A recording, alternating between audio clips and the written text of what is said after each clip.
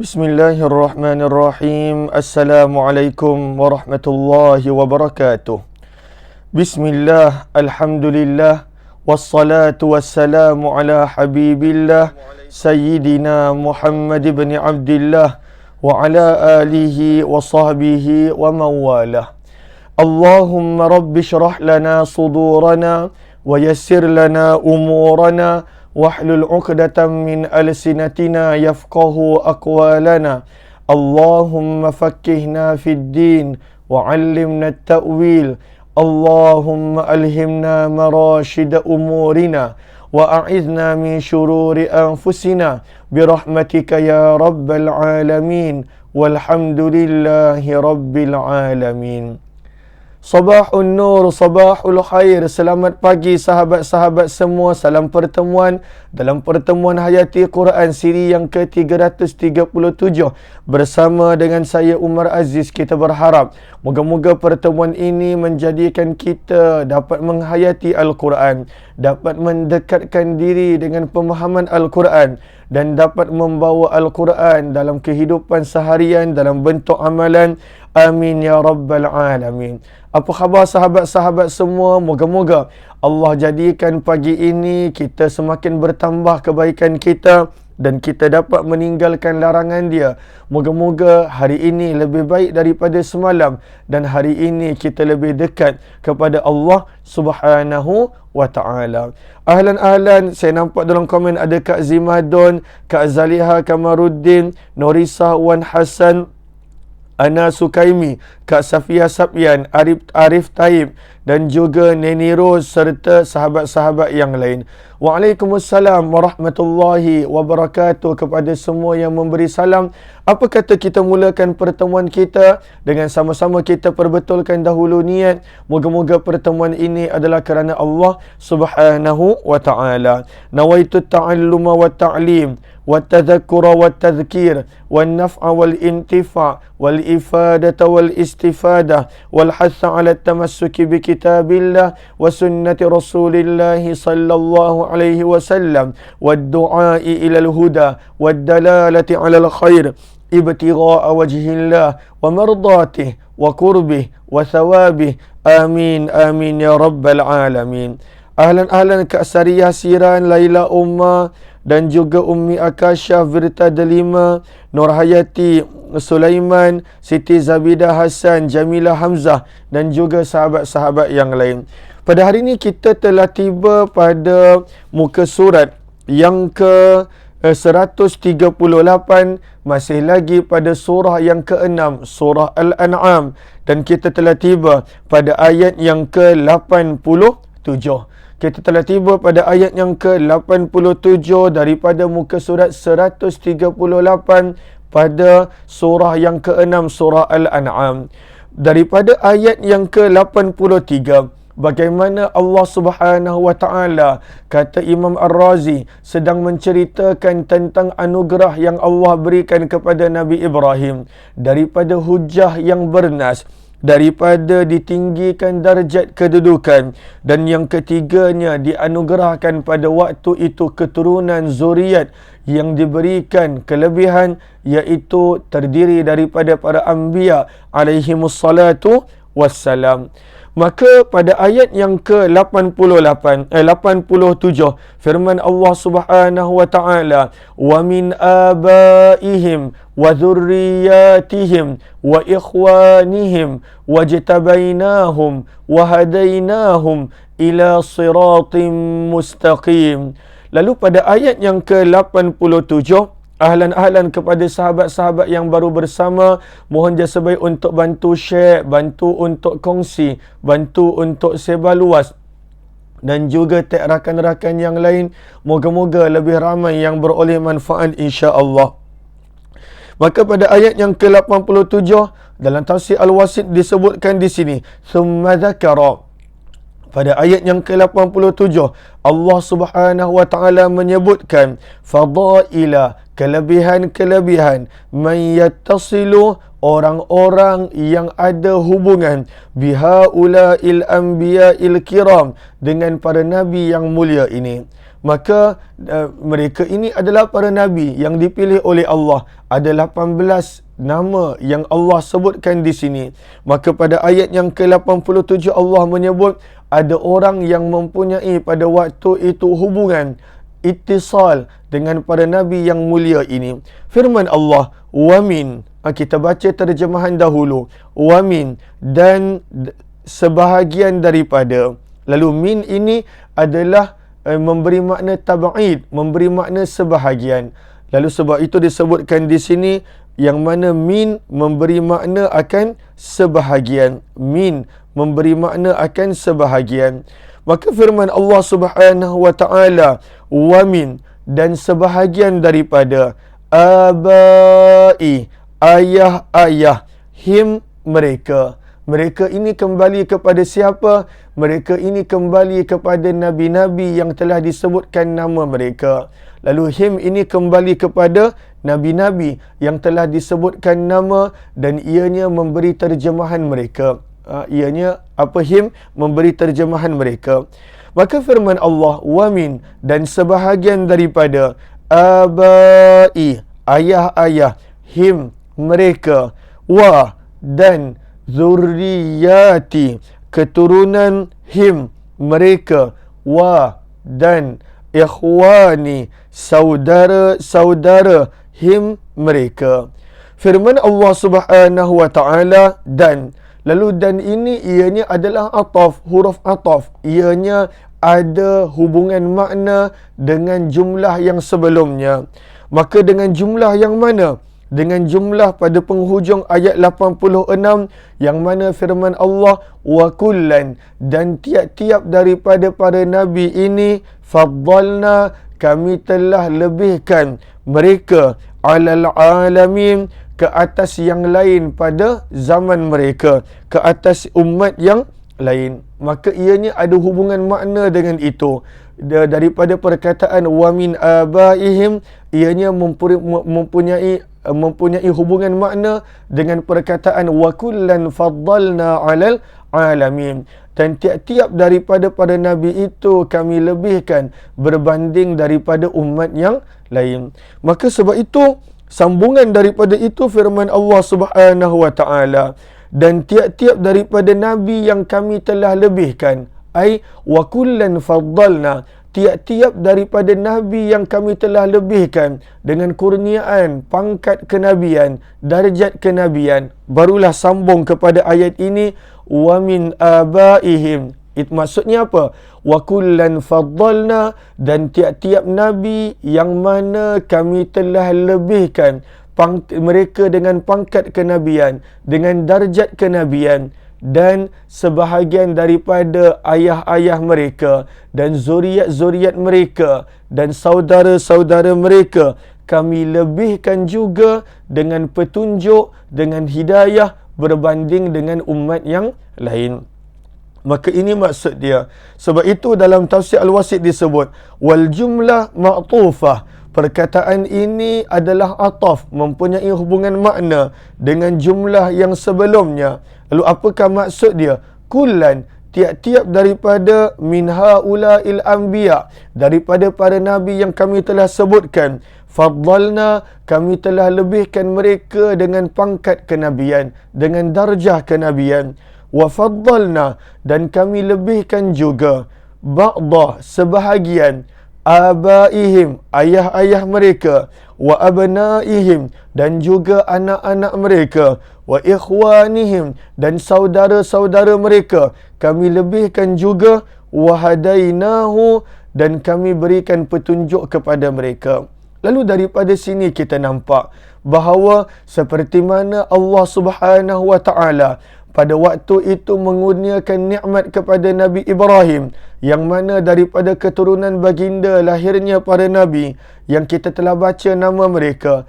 Begitu juga para nabi yang datang kemudian, para rasul yang datang kemudian, kerana usaha dakwah mereka, kerana pada waktu itu pengorbanan mereka, kerana pada waktu itu mereka mengajak manusia walaupun diuji dengan pelbagai perkara untuk mengesakan Allah, untuk mentauhidkan Allah.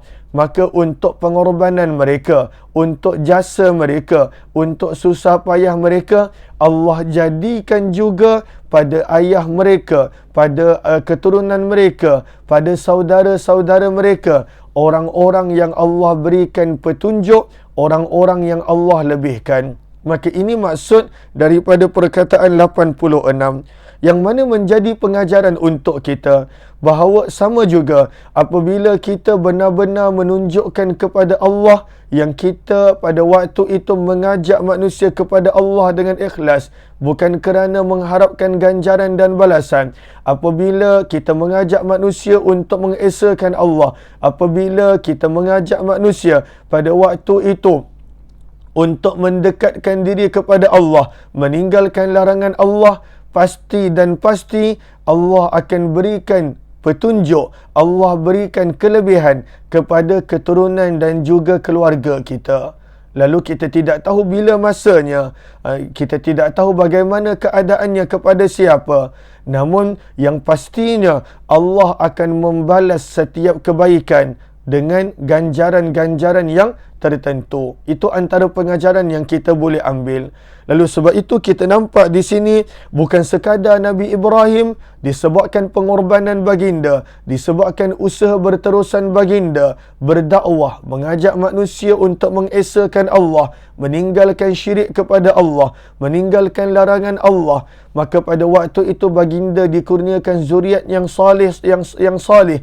Akan tetapi firman Allah, para nabi yang kami telah sebutkan nama mereka, kami berikan juga petunjuk kepada ayah-ayah mereka, kepada Allahumma salli ala Sayyidina Muhammad, kepada keturunan mereka dan juga kepada saudara-saudara mereka.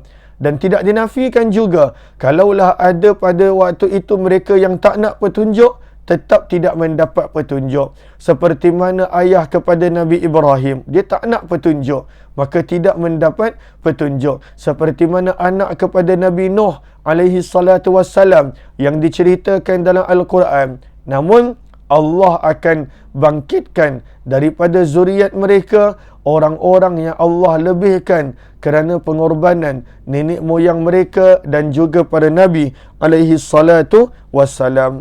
Maka firman Allah Subhanahu wa taala, wa min abaihim, dan sebahagian daripada ayah-ayah mereka, wa dzurriyyatihim, dan keturunan para nabi ini, wa ikhwanihim, dan saudara-saudara mereka, ada yang kami lebihkan dengan kurniaan.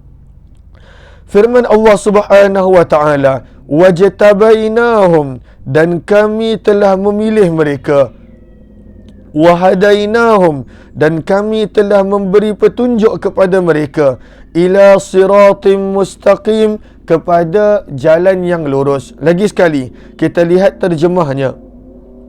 Firman Allah Subhanahu wa taala, wajtabaina, wa terjemahnya adalah dan, ijtabaina, kami telah memilih, hum, mereka, wa, dan, hadaina, kami telah beri petunjuk, hum, kepada mereka, ila, kepada, siratin, jalan, mustaqim, yang lurus.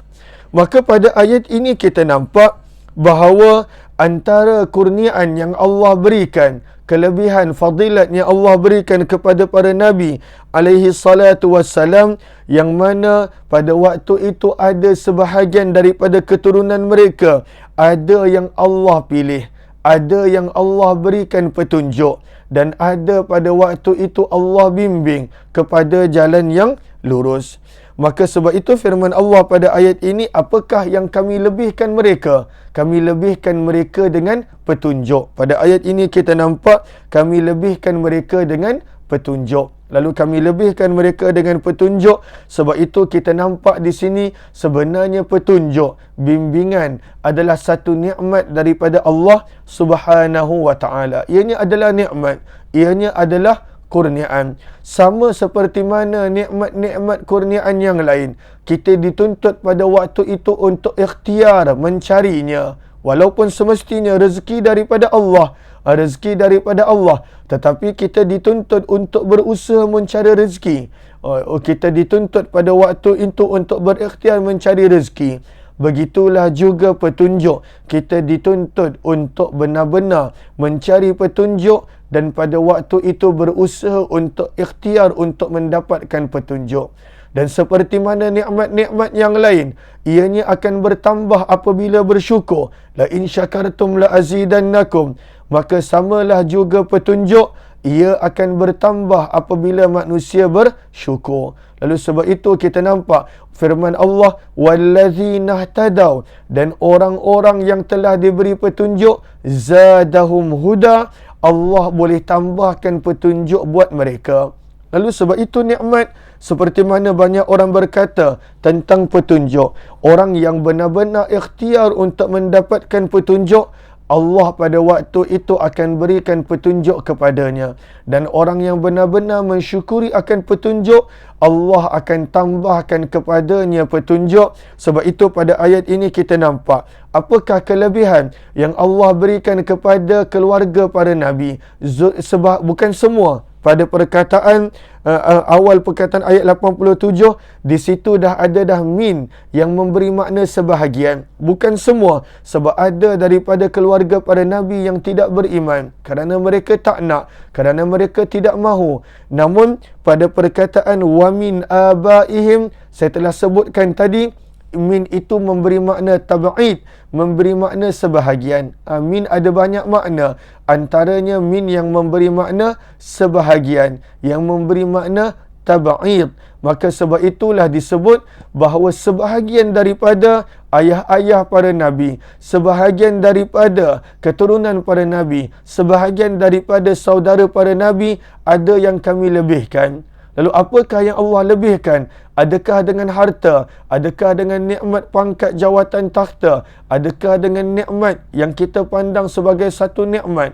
Maka firman Allah, yang kami lebihkan mereka adalah dengan wahadainahum, kami beri petunjuk kepada mereka. Maka pada ayat ini pengajaran yang kita dapat adalah bahawa petunjuk itu adalah nikmat. Mendapat petunjuk adalah nikmat, dan ianya kalaulah nikmat itu belum ada, nikmat petunjuk itu pada amalan-amalan yang tertentu, maka patut untuk diusahakan. Kalaulah dah ada, patut untuk disyukuri supaya bertambah lagi dan lagi nikmat. Lalu petunjuk itu, setiap amalan yang kita buat adalah petunjuk daripada Allah Subhanahu wa ta'ala. Sebab itu dalam Al-Quran, firman Allah, Alhamdulillah, segala puji bagi Allah, Zat yang hadana, telah memberi petunjuk kepada kami untuk melakukan ini. Wa ma kunna, dan tidaklah kami, linahtadiya, akan beroleh petunjuk, laula an hadanallah, kalaulah Allah yang tidak memberikan petunjuk. Lalu sebab itu, kita kena tahu bahawa ianya perlu untuk diusahakan. Ikhtiar untuk dapat petunjuk. Sebagai contoh, kalaulah kita belum dapat petunjuk untuk bersugi, kita kena ikhtiar untuk itu supaya kita boleh mulakan. Sama ada dengan langkah yang pertama, kita letakkan sesuatu untuk mengingatkan kita, letakkan sentiasa dalam kocek kita, sentiasa ingatkan, remind diri kita untuk bersugi. Usaha dahulu. Kita tak boleh nak kata, tak apalah, bila datang masa untuk bersugi, aku bersugi. Kena mulakan langkah untuk mendapatkan petunjuk. Dan apabila pada waktu itu telah mengamalkan sesuatu petunjuk itu, seperti mana sugi, maka pada waktu itu mensyukuri yang ianya adalah kurniaan daripada Allah. Bukan kerana sebab kita dah biasa, bukan kerana sebab ianya telah menjadi adat dan kebiasaan, tidak. Maka sebab itu ianya akan bertambah. Lalu Allah akan bimbing pula untuk amalan yang lain, untuk sunnah yang lain, untuk sesuatu yang lain. Sebab itu kita telah belajar daripada kata-kata yang ketika mana kita baca tentang Allahumma salli ala Sayyidina Muhammad, Imam Nawawi. Telah kita sebutkan kenapa Imam Nawawi mendapat keberkatan banyak masa dalam pada waktu ketika mana menulis kitab-kitab. Banyak masa yang Allah kurniakan kepadanya. Masa sama 24 jam. Tetapi beliau boleh banyak menulis kitab-kitab yang mana kalaulah diikutkan secara logik bagaimana mereka boleh ada kesempatan yang, beliau boleh ada kesempatan yang begitu banyak. Maka sebab itu kita telah sebutkan ianya adalah anugerah daripada Allah, bimbingan dan petunjuk daripada Allah. Bila manusia itu bersyukur dengan apa yang dia ada dengan melakukan ketaatan, Allah akan tambah lagi. Allah akan tambah lagi. Sebagai contoh, Imam Nawawi rahimahullahu ta'ala, beliau gunakan setiap masa yang dia ada pada waktu itu untuk berdakwah dengan penulisan. Beliau gunakan, maka Allah berikan kepadanya apa yang Allah tidak berikan kepada kebanyakan orang, keberkatan pada masa. Ada pula saya mungkin, kita mungkin tidak menggunakan masa untuk mentaati Allah, tetapi ada masa yang mana kita gunakan untuk pada waktu itu dengan perkara sia-sia, dengan perkara yang mana tidak disukai oleh Allah, maka Allah tidak tambah pada masa kita keberkatan. Maka sebab itulah, seperti mana kita nampak, petunjuk adalah nikmat. Dan apabila manusia itu dia cari petunjuk, dan apabila dia mensyukuri akan nikmat petunjuk, Allah akan tambah, Allah akan berikan lagi dan lagi. Namun bukan semua, sebab itu kita nampak, bukan semua daripada keturunan para Nabi yang Allah berikan begitu. Orang yang tak nak, orang yang tidak mahu, maka pada waktu itu tidak diberikan kepada mereka. Sebab itulah firman Allah Subhanahu wa taala pada ayat ini, zalika, pada ayat yang ke-88, zalika, yang demikian itu, zalika, yang demikian itu. Lalu yang demikian ini kembali kepada mana? Zalika, yang demikian itu, apakah maksud dia? Maka kata para ulama tafsir dalam tafsir Al-Wasit, zalika, ianya kembali kepada petunjuk. Zalika, kembali kepada perkataan wahadainahum ila siratim mustaqim. Lalu firman Allah, zalika, yang demikian itu, kembali kepada apa? Yang demikian apa? Kembali kepada perkataan sebelumnya, wahadainahum, dan kami telah beri petunjuk kepada mereka, ila siratim mustaqim, kepada jalan yang lurus.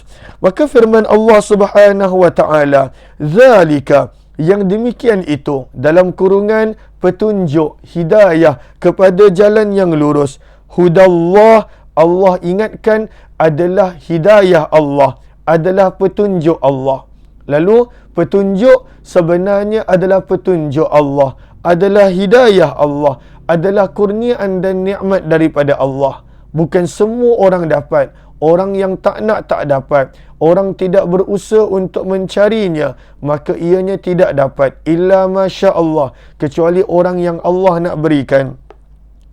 Maka sebab itulah pada ayat ini disebut zalika, bahawa nikmat petunjuk itu, petunjuk ke jalan yang lurus adalah pada waktu itu hudallah, adalah petunjuk milik Allah, adalah hidayah milik Allah.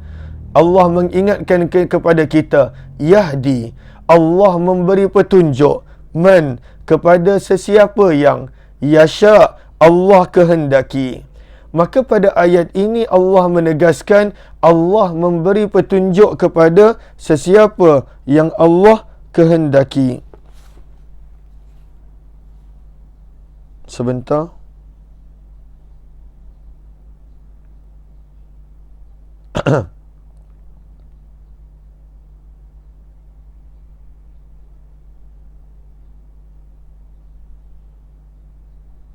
Okey. Lalu pada ayat ini firman Allah Subhanahu wa taala bahawa zalika, yang demikian itu. Yang demikian maksudnya apa? Kembali kepada perkataan wahadainahum ila siratim mustaqim, dan kami berikan petunjuk kepada mereka kepada jalan yang lurus. Maka Allah mengingatkan petunjuk kepada jalan yang lurus adalah hudallah, adalah petunjuk daripada Allah Subhanahu wa taala. Ianya adalah petunjuk daripada Allah Subhanahu wa taala, yang Allah berikan petunjuk kepada sesiapa yang Allah kehendaki, kepada sesiapa yang Allah kehendaki. Lalu pada ayat ini dalam tafsir Al-Wasit disebut, Masya Allah, pada ayat ini disebut ketika mana Allah menyebut man. Aisyah, sini. Kenapa Aisyah? Wah, sini. Kenapa Aisyah? Okey.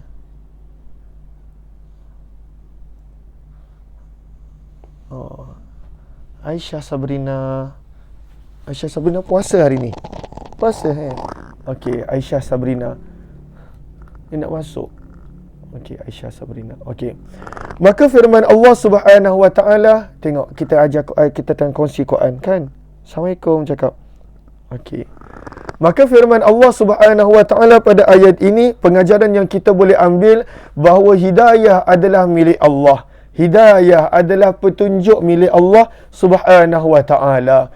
Maka pada ayat ketika mana firman Allah yahdi, Allah memberi petunjuk kepada sesiapa yang yasha Allah kehendaki.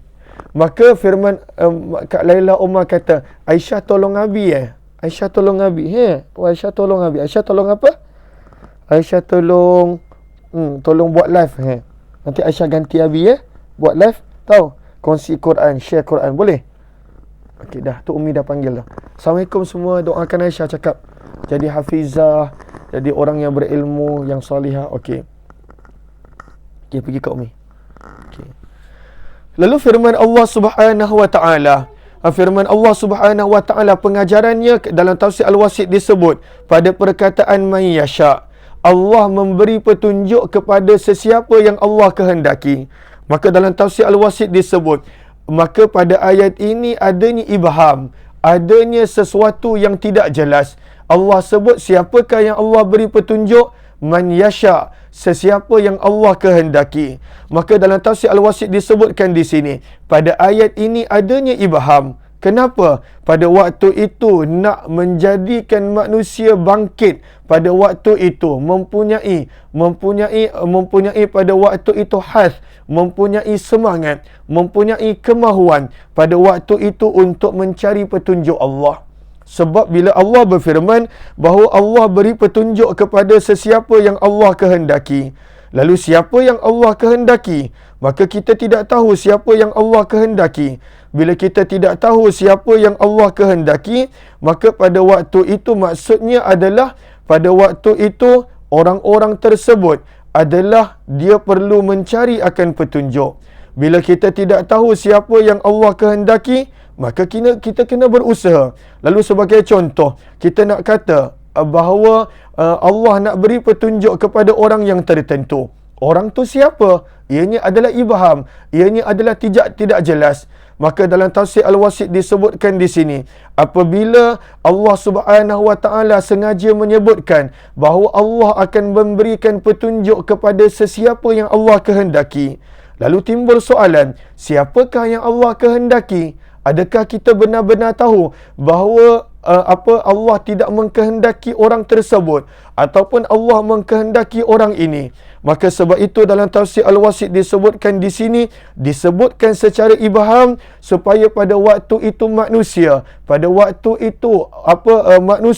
dia bersungguh-sungguh ala talabi hudallah, untuk mencari petunjuk Allah. Dia akan pada waktu itu berusaha untuk mencari petunjuk Allah Subhanahu Wa Taala. Dia akan berusaha mencari. Dia nak mencari sebab dia tak tahu siapa yang Allah berikan petunjuk. Dia tidak tahu siapa yang Allah pada waktu itu nak berikan petunjuk. Maka sebab itulah sahabat-sahabat yang dirahmati oleh Allah, pada ayat ini kita dapat pengajaran Allah pasti akan berikan petunjuk kepada sesiapa yang Allah kehendaki. Lalu persoalannya, adakah kita benar-benar nak? Adakah kita benar-benar mahu?